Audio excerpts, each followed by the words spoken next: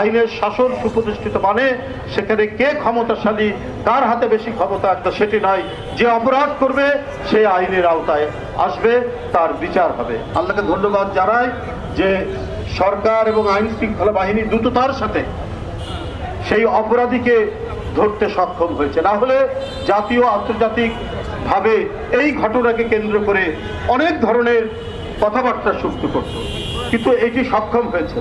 তো এখন এই সমস্ত সিন্ডিকেট, এই সমস্ত কারা এর সাথে জড়িত রয়েছেন, কোথায় কিভাবে এরা গড়ে উঠেছেন, এদের গোপন আস্তনা কোথায়, এটা আইডেন্টিফাই করে আপনাকে সেটা ধ্বংস করতে হবে। মানুষ চায়, মানে অন্য কিছু চায় না, মানুষ একটু খেয়ে পড়ে শান্তিতে বসবাস করতে চায়।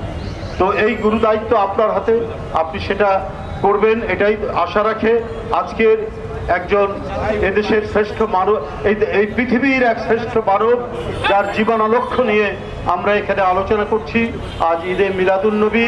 সেই ঈদে মিলাদুন্নবীতে এটি অঙ্গীকার হোক যে আজকে সরকারের যে নির্বাচনের প্রাক্কালে যে সমস্ত অঙ্গীকার আজকে ক্রমান্বয়ে ক্রমাগতভাবে বাস্তবায়ন হচ্ছে, সেই বাস্তবায়নের মধ্যে আমাদেরকে আরো অঙ্গীকার আইনের শাসনকে সুপ্রতিষ্ঠিত করা। আর আইনের শাসন সুপ্রতিষ্ঠিত মানে সেখানে কে ক্ষমতাশালী, কার হাতে বেশি ক্ষমতা, কার হাতে কম ক্ষমতা সেটি নয়। যে অপরাধ করবে সে আইনের আওতায় আসবে, তার বিচার হবে।